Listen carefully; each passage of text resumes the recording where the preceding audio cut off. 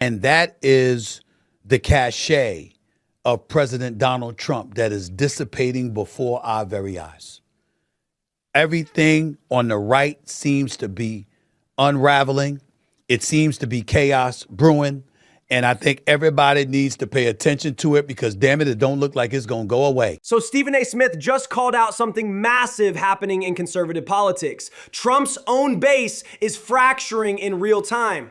We're talking Alex Jones, Nick Fuentes, even Marjorie Taylor Greene turning against him. This isn't typical political opposition. This is his core coalition imploding. Let's break down what this means. You got the MAGA right against this man. This is some crazy, crazy stuff going on right here. We never predicted this stuff would happen. This is unprecedented. Trump's base stuck with him through January 6th, multiple indictments, even the Access Hollywood tape. His approval rating among Republicans never dropped below 75% through his presidency. When your most loyal supporters start defecting, that's not criticism, that's political death. But if you listen to the folks on the right who have been staunch supporters of his, oh my Lord, they are going against him. I thought it was just me. I'm only being facetious right there. Obviously, I didn't think so. I'm not being literal. But his speech the other night, where he gave a speech about, a progress report on the war in Iran, which I'm being told is going to end in about 3 weeks, according to my sources. Going to end in about 3 weeks. Anybody trying to believe it, we'll believe it when we see it, okay?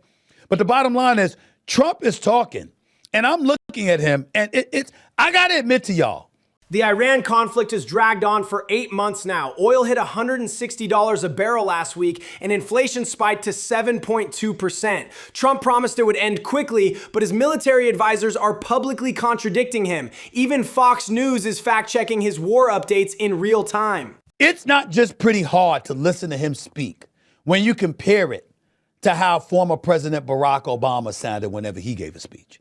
I mean, to listen to Trump, it's just hard. Half the time he comes across as incoherent. He's mumbling and stumbling and bumbling. I mean, he don't sound much better than Joe Biden. He don't sound much better than Joe Biden did. I'm just going to keep it a buck with you. The change is stark. Compare Trump's recent speeches to his 2016 rallies. The energy, the coherence, the timing are all off. CNN ran a split-screen analysis showing his speech patterns have become measurably more fragmented. Conservative pundits are finally acknowledging what's been obvious for months. Look at right-wing zealot himself, Alex Jones, and what he's saying. Alex Jones losing faith is seismic. This is the man who spent $50 million in legal fees defending Trump's election claims. He has 15 million followers who treated his word as gospel. When your most extreme defender calls you finished, you've lost the narrative completely. Oh my Lord. Did you hear what that man just said? That's Alex Jones, y'all. I mean, that man is so right, I don't know if he knows how to turn left. That man said, Trump is gone. That's what he said. Jones reaches 15 million people weekly across all platforms. His audience doesn't just vote, they volunteer, donate, and evangelize. If even 20% of them stay home in November, that's 3 million votes across swing states. That's electoral math Republicans can't survive. Ladies and gentlemen, that is Nick Fuentes, a far-right extremist, to say the least, who is talking about going to the other side, quote, just to fuck you. That's what he said. You go on American Jewish Community website. Fuentes leads the America First movement. 2 million young conservatives who see him as their voice. His Groyper followers have been infiltrating Republican events for years. If he's pulling them toward Democrats out of spite, that's an entire generation of conservative activists potentially flipping sides. And he's talking about joining them just to get back at Trump and the right. I mean, what the hell is going on in America? You talk about only in America. This is some only in America stuff right here going on. This stuff is crazy. We've seen this before with LBJ in 1968 when his own party abandoned him over Vietnam.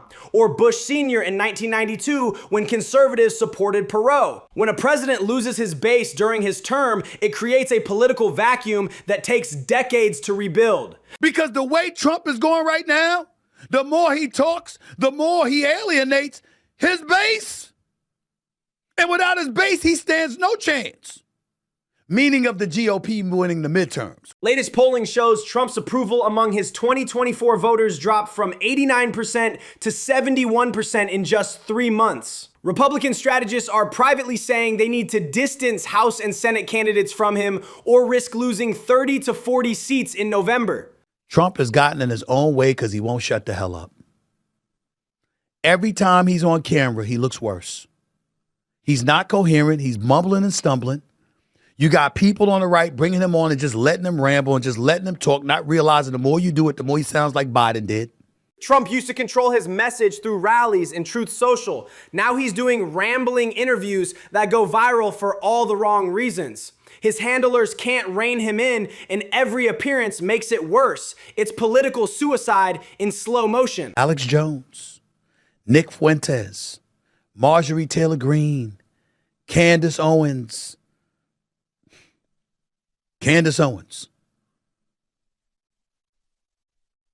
Megyn Kelly, Piers Morgan, Joe Rogan.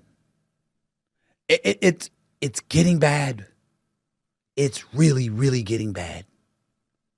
And at the rate it's going to cost the GOP the midterms. Combined, those figures reach over 100 million Americans weekly. Jones has 15 million listeners, Rogan hits 50 million, Kelly reaches 5 million. When the entire conservative media ecosystem turns against you simultaneously, there's no coming back from that level of opposition. His own base is turning against him.